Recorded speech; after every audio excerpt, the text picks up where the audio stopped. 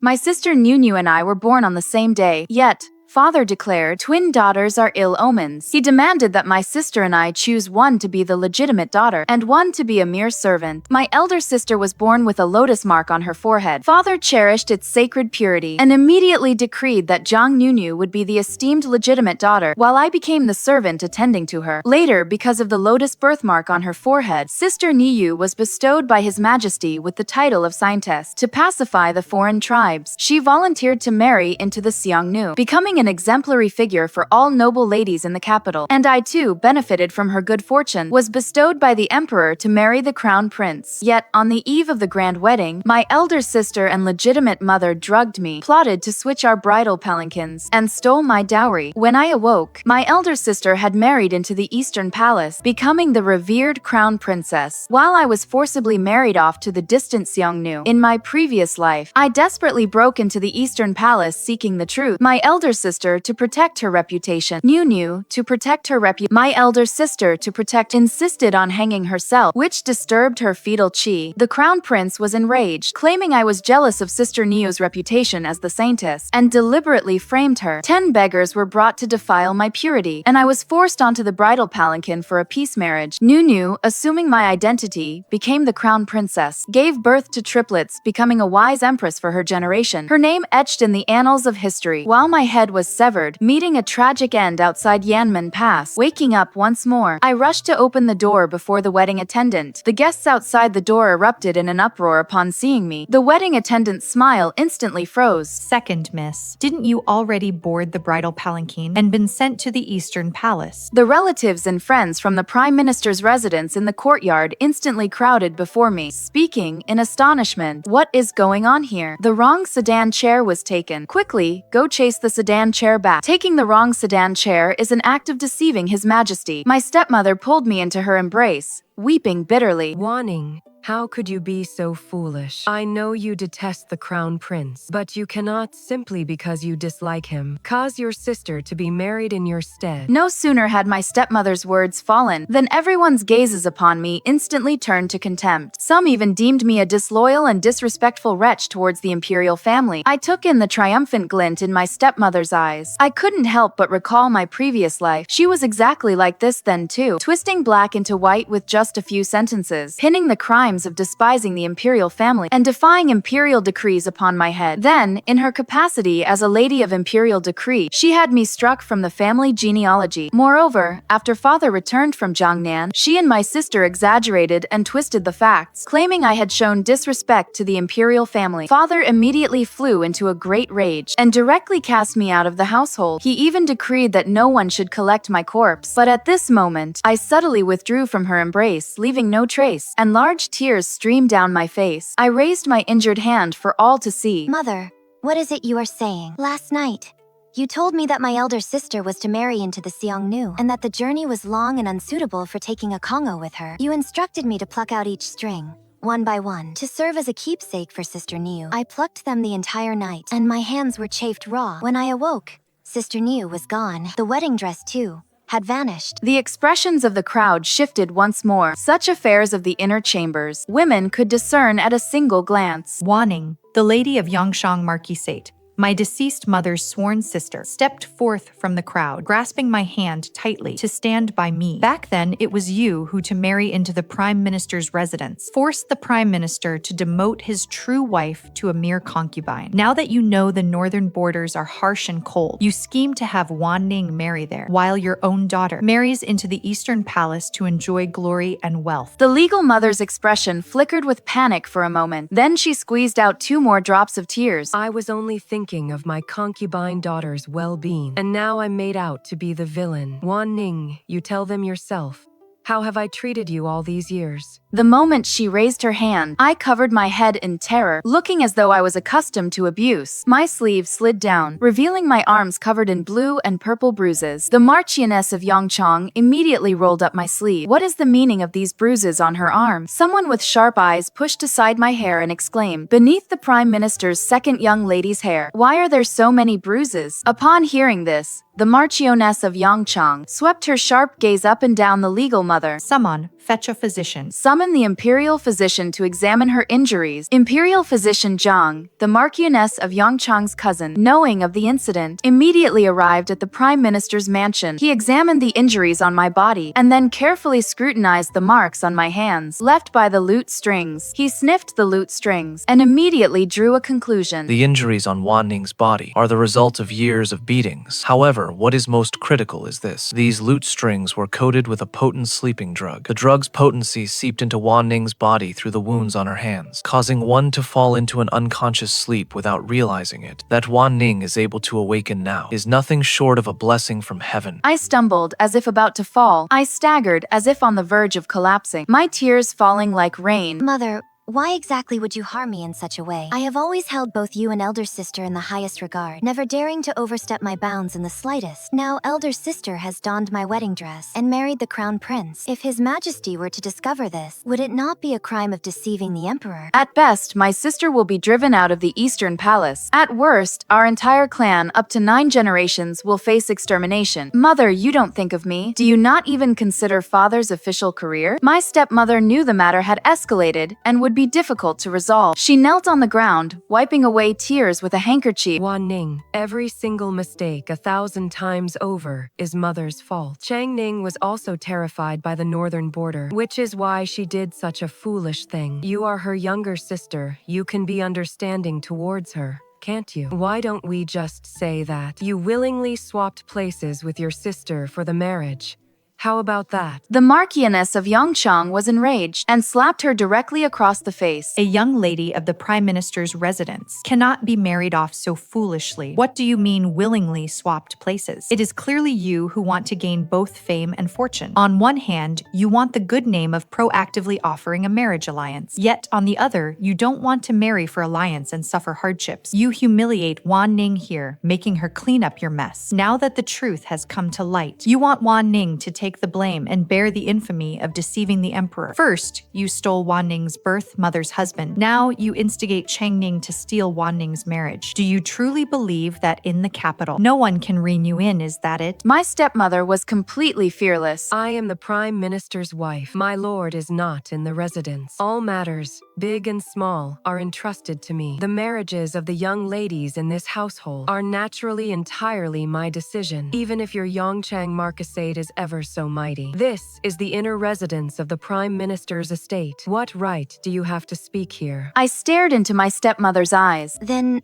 what about my dowry? The dowry my sister took when she entered the Eastern Palace is the dowry my mother left for me. Her eyes flickered. Your words are too distant. As sisters, there is no yours or mine. Anything carried out from the prime minister's residence is considered the prime minister's dowry. It was the same in my previous life. My sister stole my marriage and also took all the dowry my mother left for me. My stepmother had long known I was timid and afraid of trouble and would not dare defy her or demand it at the risk of a confrontation. But this time, what is rightfully mine, no one shall take. The Marchioness of Yongchang, brimming with righteous indignation, was truly angry for my sake. What boundless greed! Back then, you relied on the lotus mark on Changning's forehead to reap every advantage. Then you volunteered to marry into the Xiongnu to quell the conflict. And after gaining both fame and fortune, you went back on your word and snatched your younger stepsister's marriage. Now, even the last solace left by a departed soul for her child, you intend to seize. You should be brought before His Majesty, and I will explain everything clearly to the emperor. Recalling the tribulations of my previous life, I held back the Marchioness of Yongchang, rose, and walked out of the manor gates. Upon seeing the Xiongnu envoy,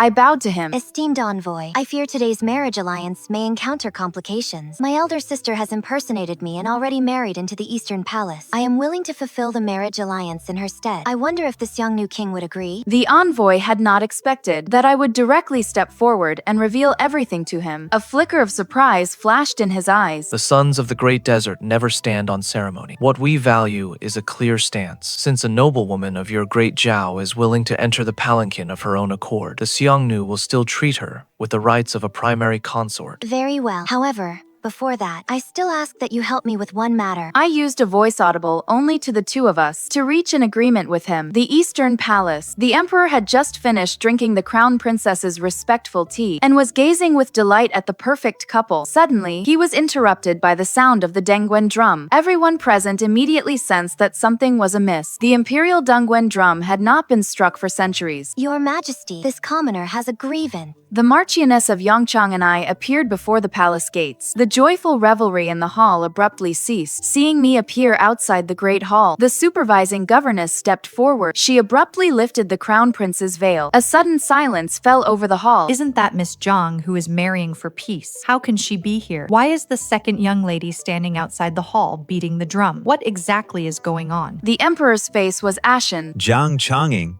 why are you here instead of going to marry for peace? What in the world is happening?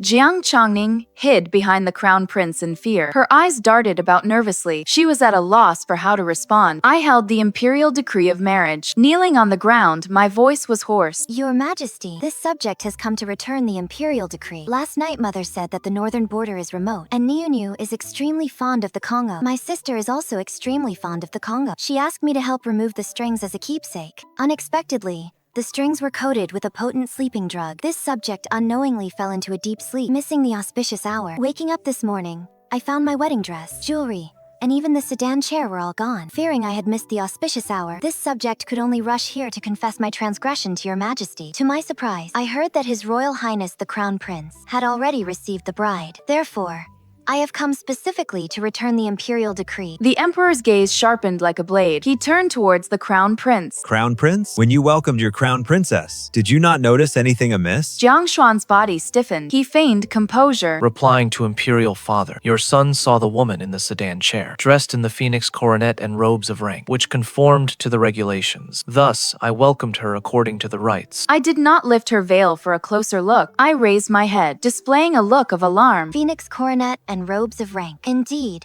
when I woke up, my wedding dress was already gone. The emperor's gaze rested on the crown prince's hand that rested on my sister's waist. For a moment, his eyes suddenly turned cold. Jiang Chang knelt to the ground with a thud, looking utterly wrong. My younger sister kept saying last night that she already had someone in her heart and was unwilling to marry into the Eastern Palace. She drank herself into a stupor. This morning, no matter how we called, she wouldn't wake up. His Royal Highness the Crown Prince's wedding sedan had already arrived at our manor's gate. This one truly had no choice but to enter the sedan chair. Her face was a picture of helpless coercion. I spoke bewildered. Sister, you must have it wrong. Last night it was you, Sister New, who clung to Mother, weeping and wailing. Unwilling to marry and be sent to the northern frontier, you insisted that I stay and sleep with you. Now that I think about it, was it perhaps to conveniently swap my wedding dress? Jiang Changning's face turned ashen, and her body swayed precariously. Yaounger's sister, what nonsense are you speaking? Changning only feared that your wedding would miss the auspicious hour, and thus ruin the Prime Minister's manor's reputation, which is why I married in your stead. Latter, I would naturally have swapped back with you. Since childhood, what possession of mine have I not prioritized for your use? I helped you this one time, and you actually think such things of me? She sobbed uncontrollably. The crown prince couldn't help but pull her into his embrace. His eyes filled with pity. His eyes were filled with pity. He cast a cold glance at me. Since Miss Jiang was unwilling to marry this prince, why do you come to cause a scene now? Changning saved you from a predicament, yet you show no gratitude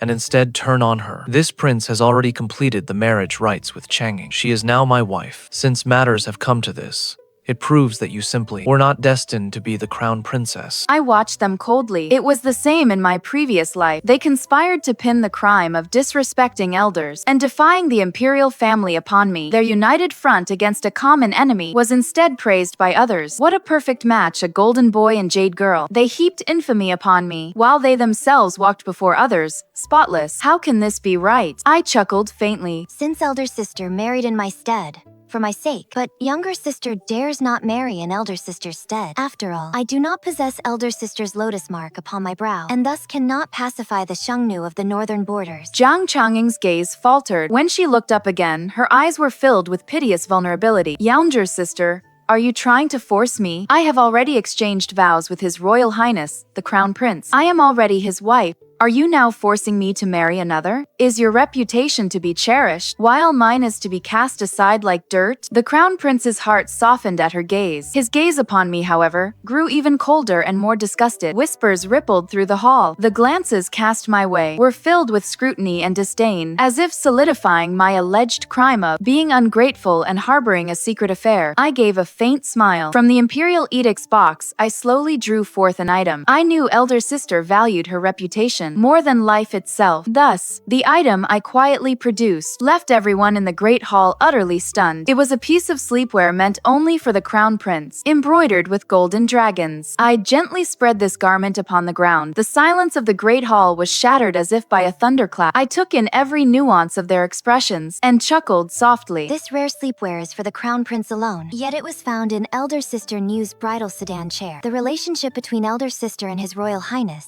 the crown prince, could very easily be misunderstood.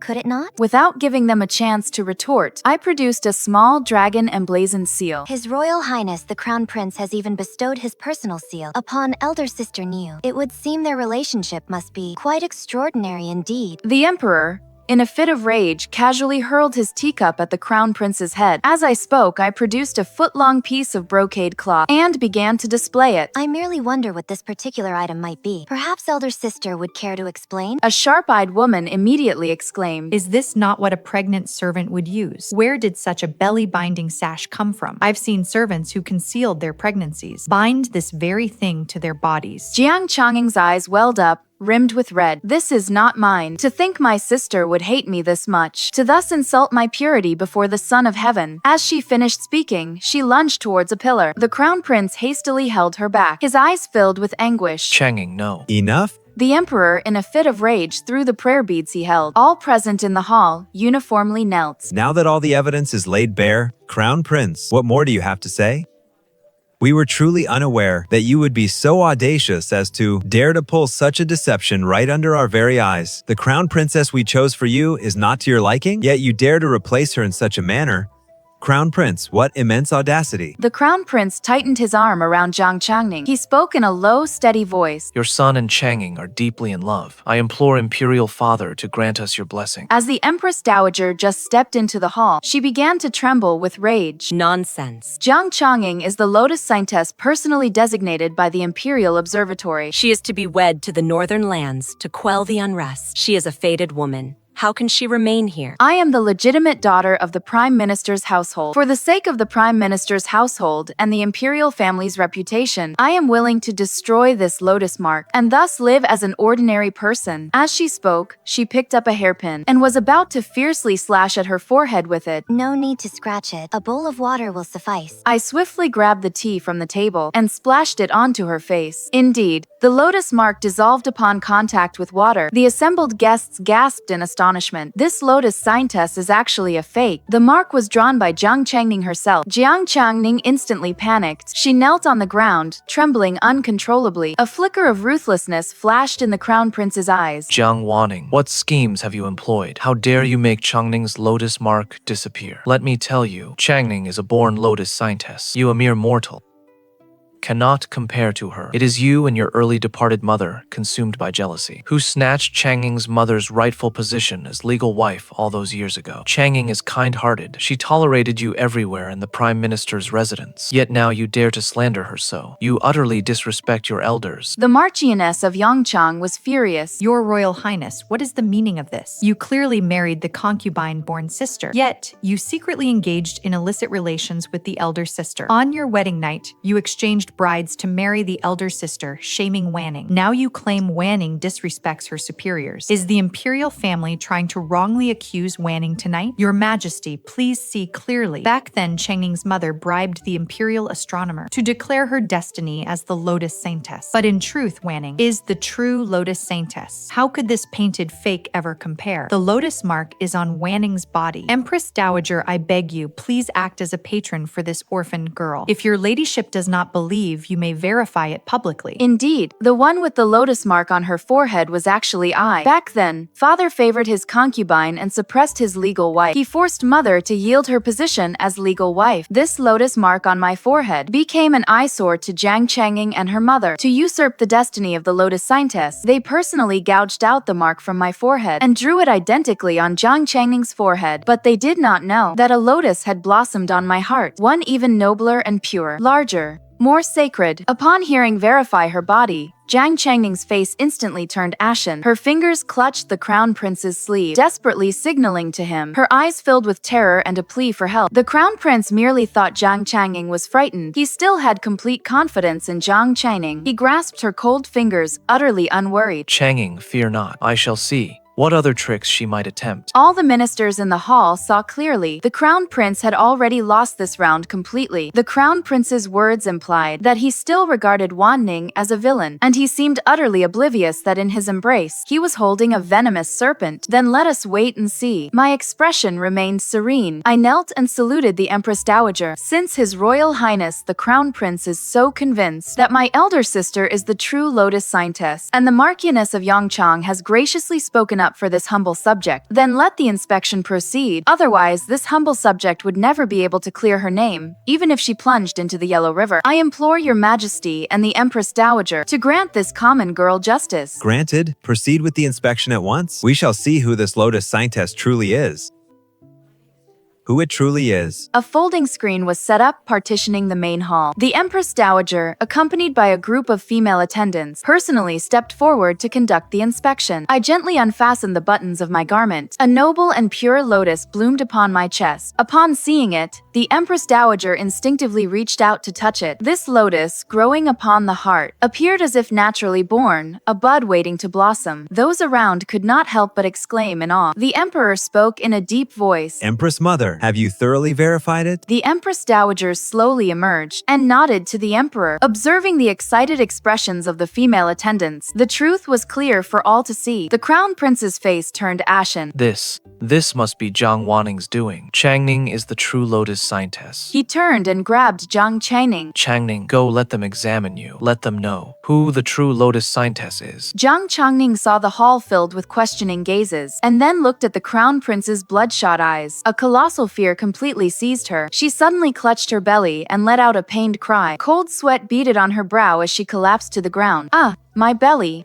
In her previous life, she had relied on the dragon fetus in her womb and her lotus destiny to firmly secure her place in the Eastern Palace, even as a substitute bride. This time, I shall certainly not let her have her way. Sister, what troubles you? Your complexion is truly so pale. I took her hand and offered it to Imperial Physician Jiang, who had entered the palace with me. The Imperial Physician's expression changed as soon as he took her pulse. Reporting to your majesty, Miss Jiang is 3 months pregnant. With this revelation, I threw the waist cincher from earlier at her. Changning was utterly without defense. I swung my arm back and delivered a stinging slap to Changning. This marriage alliance, from the very beginning, was a snare you laid to wed the Crown Prince. You and the Crown Prince engaged in a secret affair, and now you bear his child. You even deceived his majesty, and you still have the audacity to feign purity here. Clasping her face, she desperately recoiled, then clutched the Crown Prince's leg, pleading, "Your Highness, I did not. Save me, I am your wife.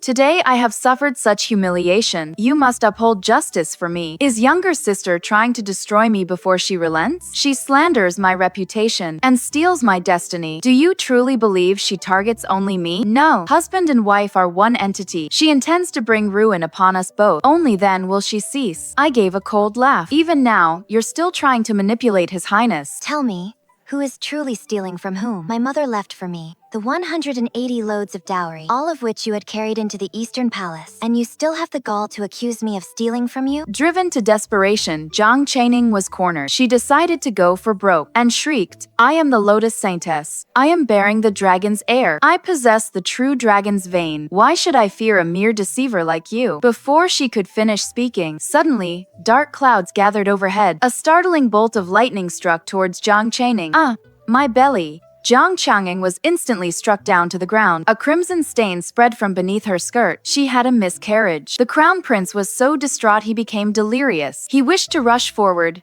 yet feared being struck by lightning. He stumbled back, babbling nonsense. It is not real. It is Jiang Wanning. Yes, it must be her. She concocted this wicked scheme to frame Changning. It must be so. It must be. He suddenly threw himself at the Empress Dowager's feet. Grand Empress Dowager, you have always shown the most affection for your grandson. You must believe your grandson, Changning, has been wronged. You must uphold justice for your granddaughter-in-law. The emperor watched the crown prince with disgust from the side. His eyes were filled with utter disappointment for his heir. He immediately issued his decree. Jiang Changning, legitimate daughter of the Jiang clan, stole her half-sister's destiny, deceived the emperor, and committed treason, impersonated the crown princess, defied imperial decrees, and showed insubordination, feigned a political marriage and proved disloyal as a subject. Her crimes are heinous and are beyond reckoning. The crown prince went mad, blocking the unconscious Jiang Changning. He would not let anyone take her away, roaring, screaming. She is your son's wife. She is the crown princess, your son formerly wed. No one can take her away. This prince forbids it. Wretch.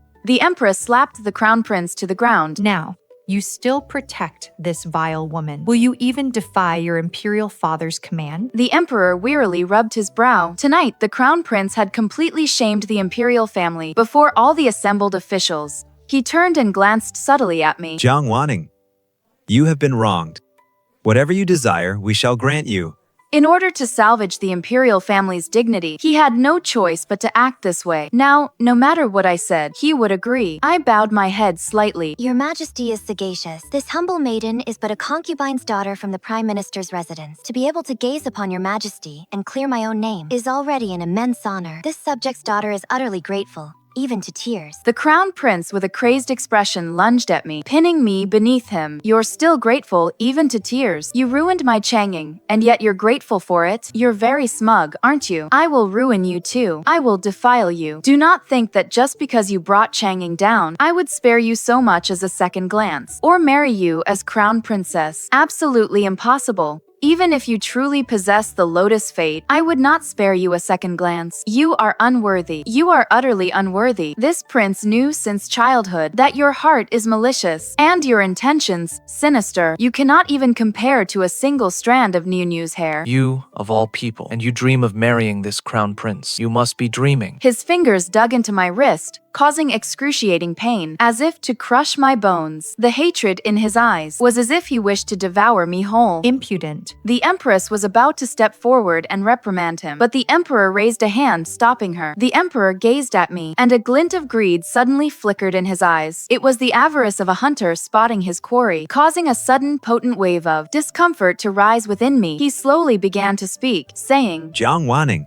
we observe you possess both courage and wit, and are blessed with the auspicious Lotus Fate. Why not? Enter our imperial harem. We shall confer upon you the title of imperial consort, and you shall enjoy unparalleled favor and prestige. What say you? His words once again plunged the entire hall into stunned silence. No one had anticipated that His Majesty would make such a proposition. To admit a concubine's daughter who had just weathered the scandal of a stand-in marriage into the imperial harem. The crown prince in particular stared at the emperor in utter astonishment, his lips twitching and his mouth agape in disbelief. He wished to speak, yet not a single word escaped him. His eyes were wide with shock and bewilderment. Just then, a guard's booming announcement suddenly echoed from outside the hall. The voice was clear and resonant. Reporting to your majesty, the Xiongnu envoy has arrived. This announcement was like a basin of cold water, splashing over everyone in the hall and rousing them. Everyone suddenly came to a realization, only then discovering that they had been embroiled in the crown princess's stand in marriage scandal for far too long. So long, in fact, that they had forgotten why the crown princess had been replaced in the first place. So long that they had forgotten today was originally scheduled for a political marriage, a marriage concerning Great Zhao and Xiongnu, a political marriage for the peace between the two nations. The Xiongnu envoy strode into the grand hall. He was clad in a black brocade robe unique to the Xiongnu. His build was tall and imposing. His eyes and brows were deep set. His nose bridge was high. A chilling aura emanated from his entire being. One could tell at a glance that he was a warrior who had fought fought in the desert for many years. He stepped into the hall, his gaze sweeping over the disarray within the hall. He saw the fresh blood on the ground. He saw me pressed to the ground. He saw the deranged crown prince and the unconscious Jiang Changning. He took in everything that had transpired within the grand hall. Yet, he merely raised an eyebrow faintly, without the slightest surprise, as if he had long anticipated it. He walked to the center of the grand hall and performed a Xiongnu salutation towards the emperor. His voice was deep, carrying the unique ruggedness of the great desert, yet not lacking in propriety. Your Majesty, may I ask where our Xiongnu princess consort is? Our king has dispatched the grandest procession to welcome her. The bridal carriages have been waiting before the Prime Minister's residence for quite some time. Yet, the princess consort has been slow to depart. Could it be that great Zhao has reneged on its promise? Does it wish to wage war against our Xiongnu? His words carried a faint hint of intimidation. The emperor's expression instantly changed drastically. At present, Great Zhao's national treasury is depleted. Factions proliferate within the imperial court. Though the common folk live in peace and contentment, they cannot withstand the ravages of war. Meanwhile, the Xiongnu cavalry is valiant and skilled in battle. 100,000 cavalry could breach Yanmen Pass and lay siege to the city. Great Zhao is utterly powerless to contend with the Xiongnu. It was precisely for this reason that the emperor had taken the initiative to propose a political marriage, hoping to leverage the auspiciousness of the Lotus Saintess to quell the flames of war between the two nations, to secure a temporary peace. Seeing the Han envoy's face clouded with displeasure and even subtle signs of growing anger, the emperor quickly rose, waved his hand, and explained with a placating smile. Envoy, you misunderstand. We have absolutely no intention of backing out. It is merely that there have been some unexpected changes at the Prime Minister's residence today, which has delayed the journey for the peace marriage. We hope the envoy will be understanding. I took a deep breath, pulled free from the crown prince's grasp, and rose from the ground. I tidied my disheveled clothes and bowed deeply to His Majesty. My voice was firm, each word clear. Your Majesty, this subject's daughter is willing to marry the Huns in place of my elder sister, to fulfill the joy of our two nations' alliance, and in exchange for 100 years of peace between Great Zhao and the Huns. My words stunned everyone in the hall, even the Hun envoy. A flicker of surprise crossed his eyes. His gaze towards me held a hint of scrutiny. The crown prince, even more incredulous, looked up. His eyes filled with doubt and bewilderment as he looked at me. He couldn't fathom why, when I clearly had the chance to remain in the capital, enjoy the emperor's compensation, and could even enter the palace as an imperial concubine to revel in glory and riches, I would choose instead to journey to the northern frontier, to that bitter, cold land for a peace marriage. The emperor also showed hesitation, saying, Wanning, you need not do this. You bear the auspiciousness of the lotus, and staying in the capital can bring blessings to Great Zhao. We have other arrangements for you. You need not go to that northern frontier to suffer. I, however, shook my head, still kneeling on the ground, and pleaded again. I beg your Majesty to grant my wish. As for today's events, regardless of the outcome, this subject, remaining in the capital, has already become the laughingstock of all. To stay in the capital would only bring more trouble. Moreover, since your Majesty asked what this subject desires, this subject has but one wish: to journey far to the northern border, to contribute this subject's meager strength to the nation, not to betray the auspicious lotus omen I bear, nor to fail the people of Dazhao. I know that this place, the capital, holds too much pain and hatred for me. The misery of my past life, the humiliation of this one, all leave me with no attachment to this place. As for the northern border, though harsh and cold, it is my new beginning, the best place for me to escape all this strife. What is more, the Xiongnu envoy and I have already reached an agreement. This path of marriage alliance is not a dead end. The emperor remained silent for a long while, gazing at my resolute eyes. Finally, he let out a long sigh and nodded. However, the Xiongnu envoy suddenly stepped forward, interrupting the emperor. He looked at the emperor, his brow slightly furrowed, his tone carrying a hint of displeasure. Your Majesty, this matter of changing the marriage alliance bride, even among us Xiongnu, is unheard of. First, the elder sister impersonated the concubine's daughter to marry into the Eastern Palace. Now, you would have the concubine's daughter replace the elder sister for the marriage alliance. For Dazhao to act in such a manner, is it not to bully us Xiongnu, thinking that we Xiongnu have no capable men? The emperor's expression changed once more. He knew that the Xiongnu envoy was truly angered. If this were not handled properly, the peace between the two nations would vanish like smoke. War would ignite instantly. He quickly tried to appease him, saying, "Envoy, please calm your anger. We harbored no such intention. This illegitimate daughter of the Jiang family is no ordinary concubine. born daughter. She is in fact the true Lotus Saintess, blessed with auspiciousness, capable of bringing prosperity to all. We have long intended to bestow upon her the title of princess. Today, we shall formally issue an imperial decree, bestowing upon Jiang Wanning the title of Princess Wangyou. She shall marry into the Xiongnu, with all the ceremonial rites befitting a princess. Furthermore, we are prepared to offer a dowry of 1 million funchi of grain, 1,000 plots of fertile land, as well as Dazhao's advanced textile and iron smelting technologies. All these shall be gifted to the Xiongnu. We hope to forge an eternal bond of kinship and peace with the Xiongnu for 100 years of peace.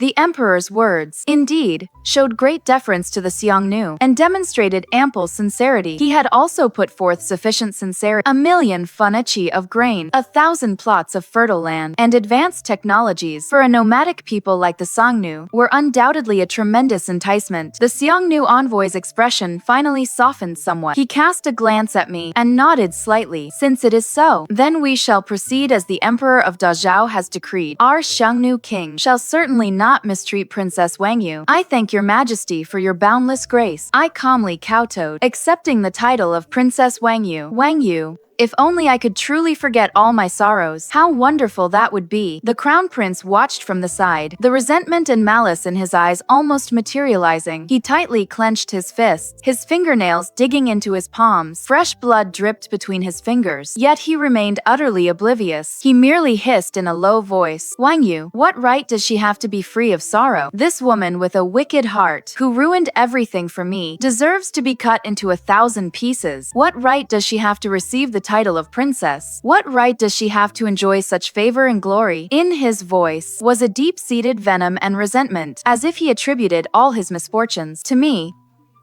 I never understood why the crown prince harbored such hatred for me, even across 2 lifetimes. My opportunities to meet the crown prince were few and far between, extremely rare, let alone actively provoking him. Yet he utterly detested me, wishing for nothing more than to eliminate me. I slowly turned around, looking at the crown prince. My gaze was calm, carrying a hint of confusion. I spoke, asking, "Your Royal Highness, I have never understood precisely why you harbor such great malice towards me. As far as I know, we have known each other for many years, yet the number of times we have met does not exceed 3. What exactly has this subject daughter done wrong to earn your Royal Highness's intense aversion, so much so that you condoned others in ruining my innocence, destroying my marriage prospects, and even dared to deceive the emperor and defy his will, all to protect Changning?" My words caused the crown prince's emotions to spiral out of control once more. His eyes turned bloodshot. Like an enraged beast, he roared, "3 times. 3 times was enough for this prince to know your viciousness. Back then, merely over a piece of osmanthus cake, you, out of jealousy for Changning, you violently pushed me onto the frozen lake. If not for Changning, who disregarded the danger and jumped into the frozen lake to rescue me, I would certainly not be alive today. After I was rescued and brought ashore, I lay by the lake, shivering uncontrollably from the cold. Yet, I saw you, still sitting calmly among the guests, eating osmanthus cake, a joyous smile upon your face, with such a viperous heart. A cold and heartless woman as yourself. Do you even deserve to ask why?" The crown prince's words left me frozen in place. A scene from that year, when I was but a child, instantly flashed through my mind. That year was the Empress Dowager's birthday. A banquet was held in the palace. It was my first time attending a banquet in the palace. At that time, my mother had just been demoted to a secondary concubine, and I lived a precarious existence in the Prime Minister's residence, as if treading on thin ice. And my disposition was particularly timid. The crown prince was 11 years old that year, a mischievous age indeed. He insisted on chasing the wild ducks across the frozen lake. I followed by his side, seeing the ice surface was as thin as a sheet of paper and utterly incapable of supporting a person's weight. I repeatedly tried to dissuade him, but the crown prince paid no heed. He continued to run forward regardless. Sure enough, the ice surface cracked, and the crown prince fell into the frozen lake. The icy lake water instantly swallowed him. He struggled desperately, emitting piercing cries for help. The surrounding palace servants were all too terrified to step forward. My heart seized with urgency, and without a second thought, I plunged into the icy lake water. Exerting every ounce of my strength, I pushed the crown prince towards the shore. At that time, I was still young, and my strength was meager. It took a long struggle before I could barely push the crown prince to the shore, where he was then rescued by the arriving guards. But I myself was, due to exhaustion, on the verge of sinking into the lake. I was finally rescued by the Marchioness Yongchang, but I was so frozen that I had a high fever for 3 days and 3 nights, almost losing my life. Yet, I never would have imagined that, in the crown prince's memory, the one who saved him was actually Changning. As for me, I had become the villain who pushed him into the icy lake. I trembled, my voice shaking, as I looked at the crown prince, my eyes brimming with disbelief. I then spoke, asking, "Your Royal Highness, you claim that Changning saved you. Then how did your highness recognize the person who saved you as Changning?" Without a moment's thought, the crown prince blurted out, "That is naturally because of the lotus mark on her forehead. When she jumped into the water to rescue me, the lotus mark on her forehead was clearly visible. I saw it with my own eyes. There can be no mistake." I suddenly laughed, a laugh that almost brought tears to my eyes. In that laughter, there was endless sarcasm and sorrow. So that was it. He believed Changning was his savior, all because of that fake lotus mark, and my desperate act of saving his life, in his eyes, had actually become a malicious push. So, all these years, his disgust and hatred for me were merely due to a meticulously woven lie. I looked at the crown prince mockingly and said, "Your highness actually believes that Changning, with her frail physique, could possibly have saved you from the icy lake? She has been pampered since childhood. Even carrying a single bucket of water feels strenuous to her. How could she possibly have done so in a freezing cold lake and rescue a boy much taller and bigger than herself in the icy lake? Furthermore, the lotus mark on her forehead back then actually didn't wash off in the water. How truly miraculous could it be that mark was painted with waterproof pigments?" My words, like a sharp blade, pierced deep into the crown prince's heart. The crown prince, who had just been raging and stamping his feet, suddenly froze. He stood rooted to the spot, dazed, the fury and venom in his eyes gradually replaced by doubt and bewilderment. He parted his lips, wanting to say something, yet not a single word escaped him. The scene from when he was 8 years old flashed repeatedly in his mind, along with Changning's frail figure, and that lotus mark that had not washed off in the water. Some details he had overlooked now vividly appeared before his eyes. Seeing the crown prince in such a state, the Empress Dowager trembled with rage. She barked sternly, "Guards, why are you not swiftly taking the crown prince away? Confine him to the Eastern Palace. Without our imperial decree, he is not to step out of the Eastern Palace by so much as half a pace." The Empress, feeling utterly disgraced herself, stepped forward and seized the crown prince, then gave a meaningful glance to the imperial guards. The imperial guards immediately stepped forward, took hold of the crown prince, and dragged him out of the main hall. The crown prince struggled all the way, howling,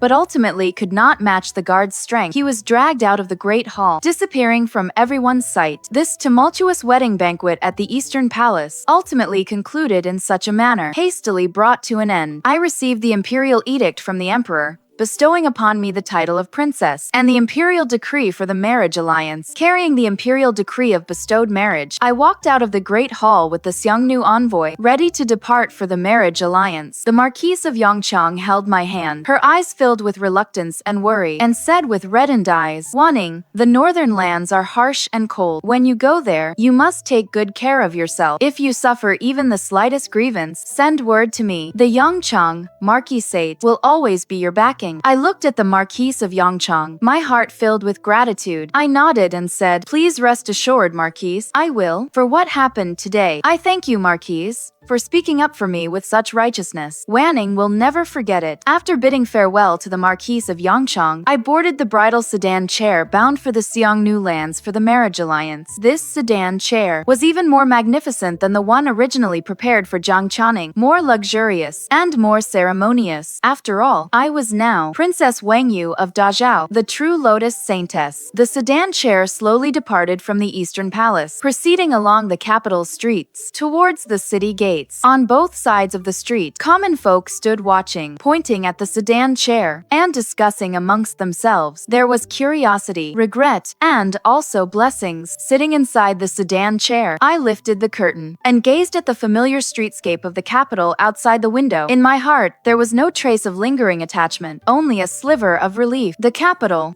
this city that had buried my past lives, every hope and life, I was finally leaving it. To my surprise, the bridal sedan had just reached the city gates when it was stopped by someone. My stepmother, adorned in luxurious attire, stood at the city gates, blocking the bridal sedan. Her face was contorted with malice, and she shrieked fiercely, "Stop, stop, I say!" She screamed at the onlookers, screaming herself hoarse, attempting to incite the public. "Everyone, come and see. This is the Prime Minister's second young lady, Jiang Wanning. She has a vicious heart. She stole her elder sister's marriage and ruined her sister, bringing shame upon her, throwing her into the heavenly prison. Where in this world is there such a younger sister? Where is there such a concubine-born daughter? Everyone, come and judge this injustice." Her voice was sharp and grating, causing the surrounding common folk to turn their heads, pointing and gesturing at the bridal sedan. The palace matron accompanying the bridal sedan showed her no respect whatsoever. The matron was one of the Empress Dowager's attendants, accustomed to grand occasions. Her back was ramrod straight. She stepped forward and coldly addressed the stepmother. "Where did this woman come from, daring to block the princess's bridal sedan? Open your eyes wide and see clearly. The one seated in this sedan is no mere second young lady of the Prime Minister's residence, but Princess Wangyou, personally bestowed by His Majesty himself. She is the future Huns's consort, who will travel far to marry into the Huns. How dare you act so wildly here? Are you tired of living? Princess Wangyou."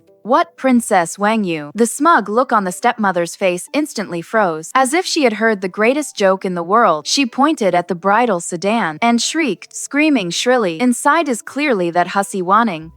She's the one who harmed my Changning. You wicked servants! How dare you deceive your master? How dare you help this slut fool the common people? Guards, tear open this sedan chair for me. Drag this slut out. Let everyone see this rebellious bastard child who dares to defy her superiors, what she truly looks like." As she said this, she moved to lift the sedan chair's curtain. The servants from the Prime Minister's residence behind her also stirred, ready to act, wanting to step forward and assist. Before I could speak, the Hun's envoy leaped down from his horse and stood before the sedan chair. He was tall and imposing, his gaze icy cold, a curved saber clutched in his hand. The saber was drawn from its sheath, its cold glint shimmering. He looked at the legitimate mother and spoke coldly. "Who dares to lay a hand on the princess's sedan chair? Do not blame my blade for its ruthlessness." His voice was not loud, yet it carried a chilling aura of menace. The legitimate mother and those servants from the Prime Minister's residence were instantly frightened into stopping. They dared not take another step forward. The legitimate mother looked at the curved saber in the Hun's envoy's hand, a flicker of fear in her eyes. Yet,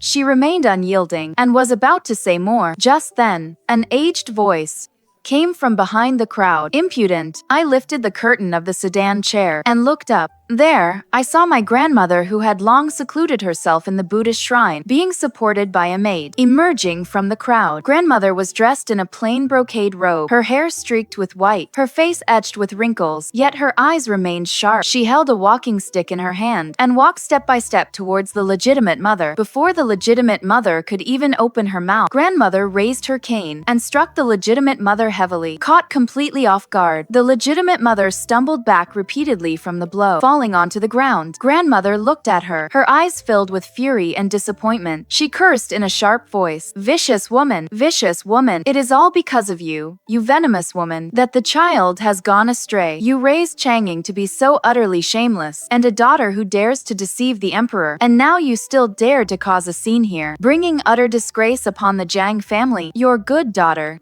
miscarried publicly in the palace. Now every civil and military official in court and every commoner in the capital knows that the crown prince, even before his marriage, had secretly conceived a child with the prime minister's legitimate daughter. Knowing the Jiang family has suffered such a humiliating scandal, do you still have the audacity to cry injustice here?" With every word grandmother uttered, the legitimate mother's face grew a shade paler, and her body trembled a little more. She sat slumped on the ground, staring at grandmother, her lips quivering. She wanted to speak, but not a single word could escape her. This is impossible," the legitimate mother murmured. "Our plan, it was clearly seamless. How could it have turned out this way? It should have been Changning marrying into the Eastern Palace, becoming the crown princess. Wanning was supposed to marry into the Huns in the Northern Territories. How could it be the other way around? She still refused to accept reality, still lost in the beautiful dream she had woven for herself. I watched her coldly. In her pathetic state, she was sprawled on the ground, her hair disheveled, her clothes in disarray. Where was there even a trace of the dignified bearing of the prime minister's wife? I spoke coolly. Indeed, in my previous life, your plan was flawless. Changning married into the Eastern Palace to become the crown princess, a mother to all under heaven. As for me, I was schemed against by you and Changning, suffered countless humiliations, and finally had my head severed, perishing tragically outside Yanmen Pass. But in this life, I have returned from hell, and I will surely make everyone who harmed me in my past life pay the price they deserve. What you owe me, what you owe my mother, I will reclaim it all. One by one, I will reclaim it all. One by one. My voice was calm, yet it carried a bone-chilling coldness. The stepmother suddenly looked up and gazed at me, her eyes filled with terror and disbelief, as if seeing me for the very first time. Unwilling to give up, my stepmother desperately crawled to grandmother's feet, clutching grandmother's leg, and pleaded bitterly, "Mother,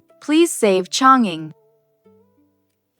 You grew up in the palace and share a deep friendship with the Empress Dowager. Please go beg the Empress Dowager and beg His Majesty to release Changning. Changning is also your own granddaughter.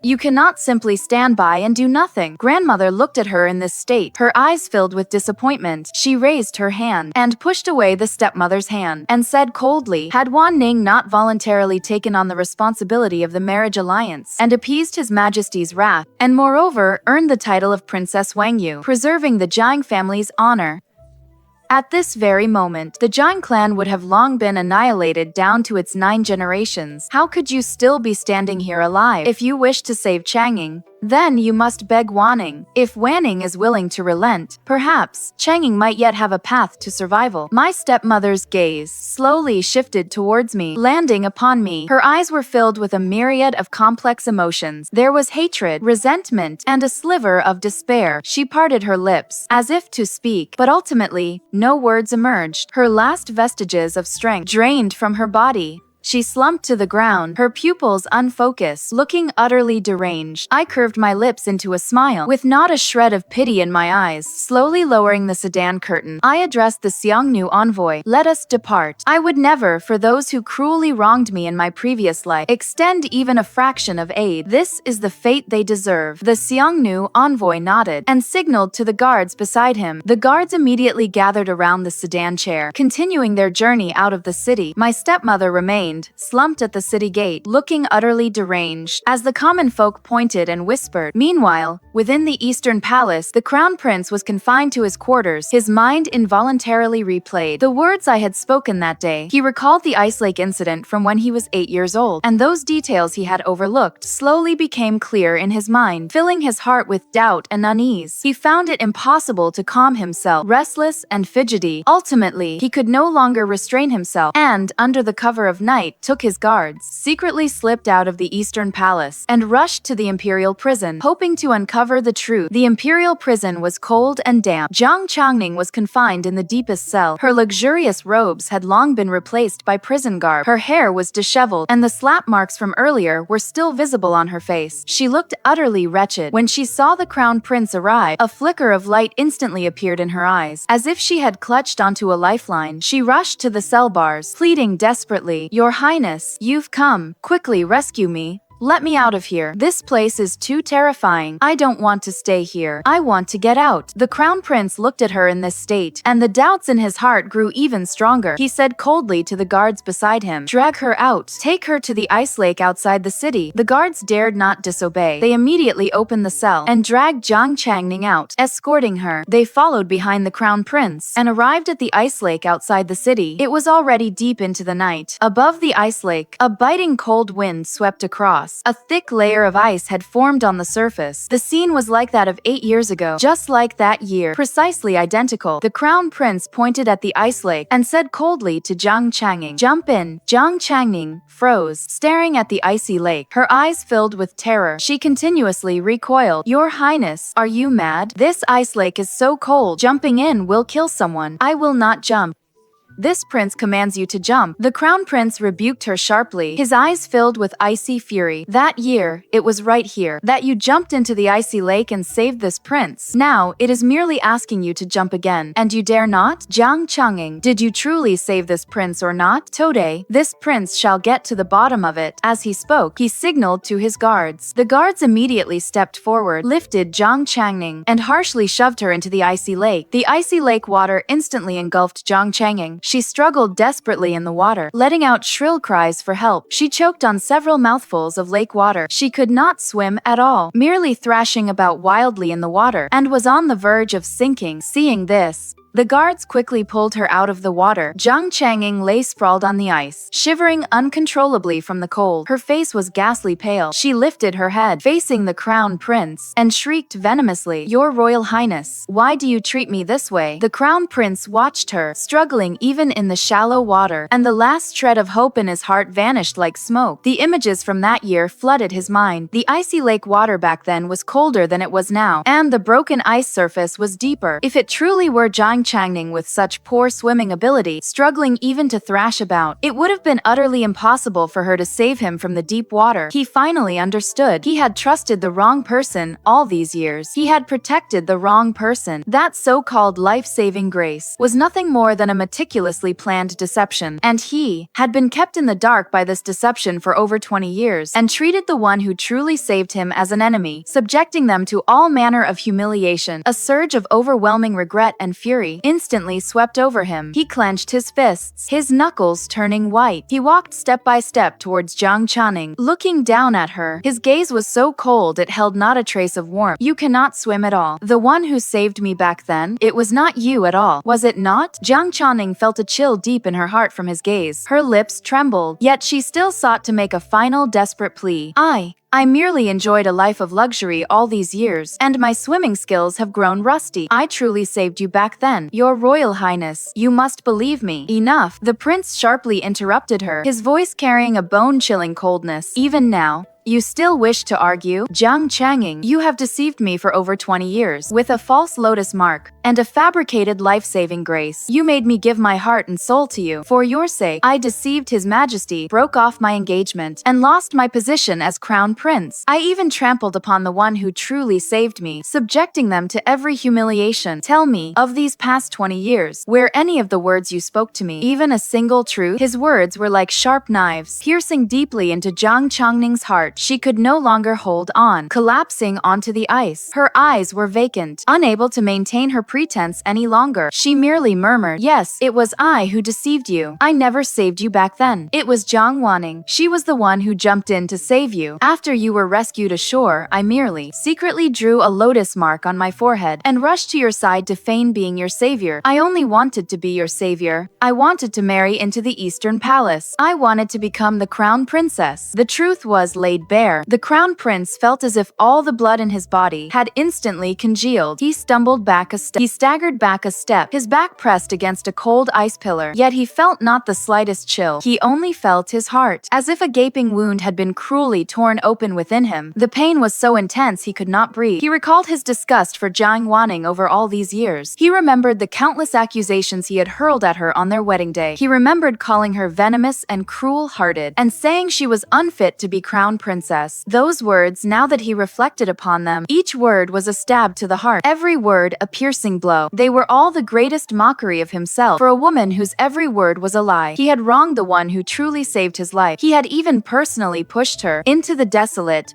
bitter cold of the northern frontier. Such foolishness, such blindness of heart and mind. It was simply unforgivable. Seeing his distraught appearance, Changning believed there was still a chance. She quickly crawled to his feet, clutching his leg, and pitifully begged him, "Your Highness, I truly know I was wrong.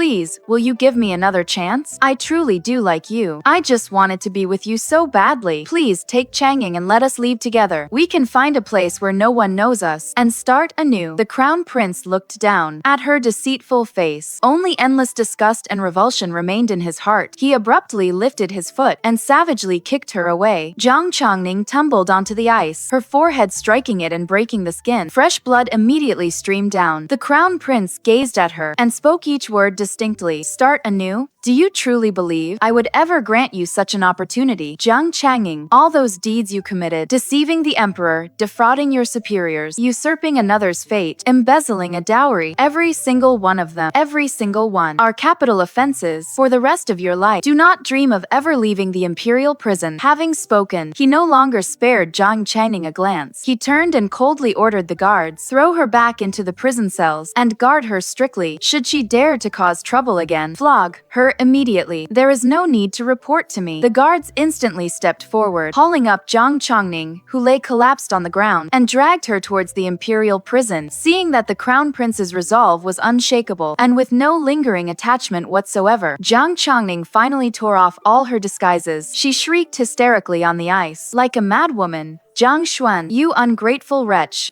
I sacrifice so much for you, yet you treat me like this. What is so special about that slut Jiang Wanning? She is nothing but a concubine's daughter. How dare you treat me this way for her sake? Even in death, I will never forgive either of you. Her shrill curses echoed across the vast, empty ice lake. Yet, the crown prince did not turn back in the slightest. He walked forward, step by step, the ice beneath his feet emitting faint cracking sounds. Much like his own shattered heart at this moment, he walked to the center of the ice lake, gazing at the ice surface that had once cracked. He slowly knelt down and reached his hand into the icy lake water. The biting cold pierced to his bones, yet it was far less than the regret in his heart. He recalled that year, when he was 8, that small figure, recklessly leaping into the ice lake and pushing him to the shore with all her might. He recalled how that figure, when rescued, had lips purple with cold, yet still worried if he was alright. He remembered how, after he awoke, he had wept tears of gratitude for Changning's false mark, casting the true savior to the back of his mind. For over 20 years, he had twisted kindness into resentment, and perceived good intentions as malice. Now, having suddenly awakened to the truth, things had long changed, and people were no longer the same. The one he had wronged had already embarked on the path of a marriage alliance to the distant northern frontier. She would never return.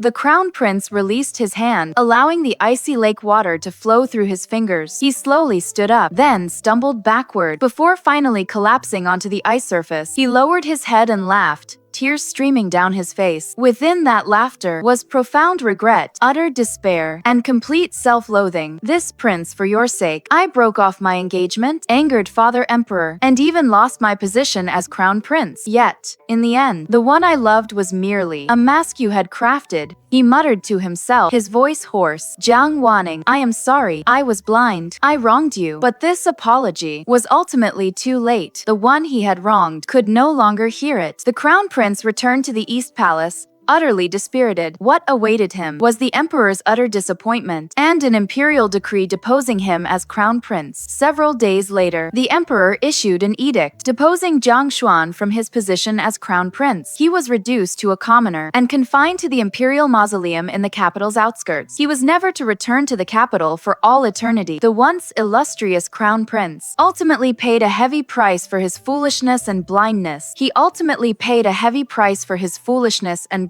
His remaining life could only be spent in the cold solitude of the imperial mausoleum, repenting his past transgressions. Meanwhile, within the prime minister's residence, after the primary madam was severely reprimanded by the matriarch, she returned home and fell gravely ill. She was delirious all day long, sometimes crying and shouting Changning's name, and other times cursing Jiang Wanning as a harlot. The servants of the prime minister's residence, seeing her fall from grace, also treated her with cold indifference. No one was willing to serve her sincerely. Just a few days later, news of the deposed crown prince reached the prime minister's residence. When the primary madam learned that the crown prince had been deposed, and Changning would never rise again in this life, she couldn't catch her breath and fainted on the spot. When she woke up again, she had completely lost her mind. With disheveled hair, she ran out of the prime minister's residence and rushed onto the main street. She told everyone she met that she was the crown princess's mother, that her daughter was the Lotus Saintess, and that Jiang Wanning had stolen everything from her daughter. She cried and caused a scene on the street, pointed at by passers-by as a madwoman. Finally, she was dragged back to the residence by the prime minister's servants and locked in the woodshed. Not long after, father returned to the capital after completing his duties in Jiangnan. As soon as he entered the residence, he learned of all the drastic changes that had occurred within. His legitimate daughter was imprisoned for life for deceiving the emperor. His primary wife was insane. His concubine's daughter was bestowed the title of princess and sent far away to marry into the Xiongnu. And he himself was also reprimanded by the emperor due to the troubles in the manor, and demoted 3 ranks, suffering a great loss of face. My father looked upon the shattered remnants of his family before him, his heart filled with anger and disappointment. He went to the woodshed and looked at his deranged principal wife. He no longer felt the slightest pity for her. He immediately wrote a letter of divorce and cast his principal wife out of the manor. After being cast out, his principal wife had nowhere to go. She could only wander the streets. Eventually, for reasons unknown, known, she found herself outside Changning's private chambers, where she stood guard day and night, without eating or drinking. Within a few days, she breathed her last on the cold steps. Even as she passed away, she was still calling out Changning's name. As for my father, after all these events, he too grew disillusioned with the struggles of the inner chambers. He elevated the courtesan he had brought back from Jiangnan to be his principal wife, and reorganized the order of the manor. However, after this calamity, the prime minister's residence, its reputation was ruined, and it never recovered its former glory. And my father ultimately became the very kind of person he had once most detested, favoring concubines and casting aside wives, cold and heartless. News of all these events, carried by the accompanying palace attendants, gradually reached the peace marriage entourage journeying to the northern borders. I sat within the palanquin, listening to the palace attendants' hushed reports. There was not the slightest ripple in my heart. I felt neither a sense of vindication nor pity. This was the fate they deserved. What they inflicted upon me in my previous life, the pain and humiliation,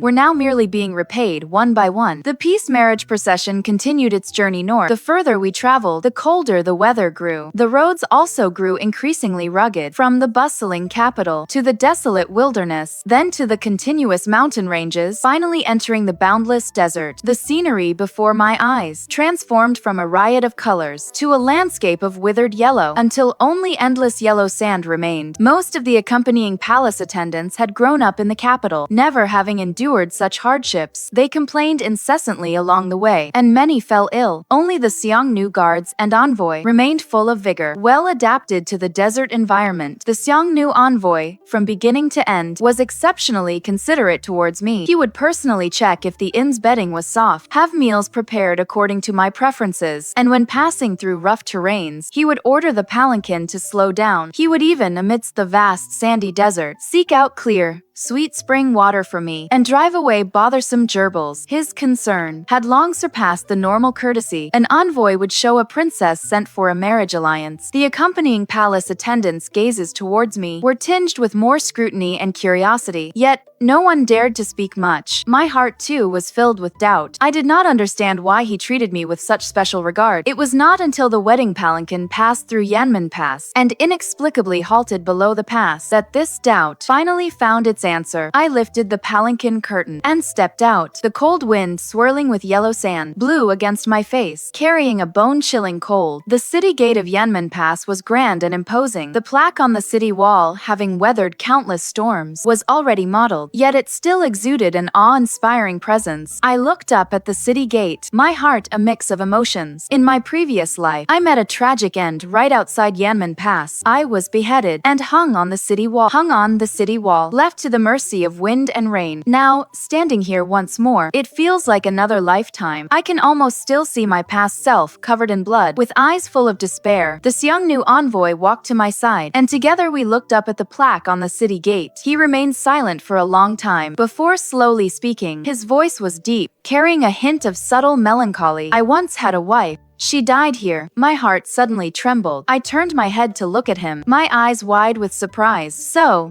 there was someone else, just like me, who outside Yanmen Pass had left behind unforgettable sorrow. I said softly, presumably, the envoy must have loved her dearly, to remember her so profoundly, even after many years, still recalling her upon passing this place. Moved by the scenery, this love must surely be profound. He turned his head and gazed deeply into my eyes. His gaze was as profound as the night sky, as if it would draw my entire being in. He was silent for a moment before slowly speaking. No, I have never met her. I was stunned. The doubt in my heart deepened. How could someone he had never met become his wife? And how could she be so deeply remembered by him? Just then, I suddenly felt a familiar throb emanate from my chest. The lotus flower hidden beneath my skin began to feel slightly warm. A faint warmth spread from my chest throughout my body, dispelling the desert's chill. This throbbing sensation was stronger than it had ever been before, as if responding to something, or resonating with someone, I lowered my head and looked at my chest, my eyes filled with surprise. Meanwhile, the Xiongnu envoy was looking at me, the corners of his lips slightly upturned, revealing a faint smile. That smile, amidst the swirling yellow sand, appeared exceptionally gentle all the way here. His many thoughtful gestures towards me, and all the special treatment, now all had an answer. Yet, I still did not understand why he would treat a wife he has never met with such deep regard. I looked at him and asked softly, "Someone you've never met. How can she be called your wife?" He raised his hand and gently brushed away the yellow sand from my shoulder. His movements were gentle, carrying a hint of carefulness. His voice was low and deep, like the desert wind and sand, yet carried a trace of tenderness as he slowly spoke beside my ear. "Therefore, this time, I wish to meet her myself, to see what kind of person she is, if she is truly as the rumors say, and also why she is unwilling to marry me." His words were like a clap of thunder exploding in my heart. I abruptly looked up and stared at him, my eyes filled with disbelief. His wife.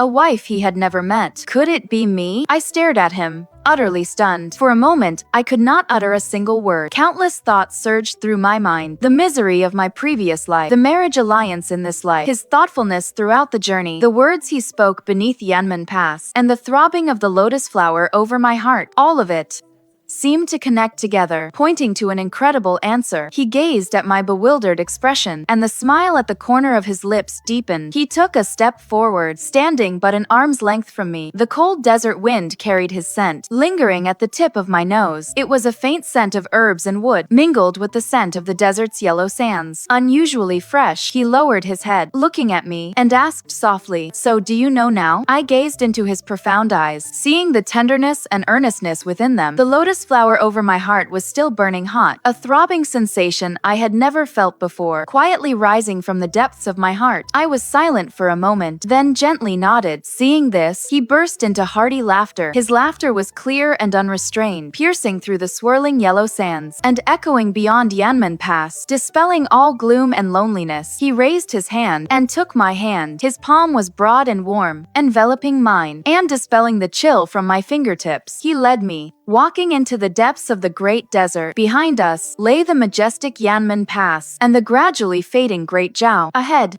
lay the boundless desert, an unknown future, yet full of hope. His voice resonated once more, low and firm. It traversed the desert, reaching my ears and carving itself into my heart. "It is good that you know now. So, in this life, you had already arrived long ago. The desert winds and sands still blew, yet they could no longer scatter the warmth in my heart. The suffering and humiliation of my previous life had finally become a thing of the past, and, in this life, I returned from hell, slaying my enemies with my own hands and clearing my name of all grievances. Ultimately, in this vast desert, I met the one whose heart and eyes were filled only with me. The winds beyond Yanmen Pass had finally brought me the tenderness that was mine, and the lotus blooming in my heart would eventually blossom on the desert soil, emitting the most sacred light, blessing all four directions, and warming the rest of my life. From then on, Dazhao lost a Jiang Wanning, while the Xiongnu gained a princess consort Wangyou, and amidst the desert winds and sands, the tale of the Lotus Saintess and the Xiongnu King would forever be told, a profound love that transcended life and death, spanning regions, and pursued by both hearts. In the boundless desert, it would thrive eternally.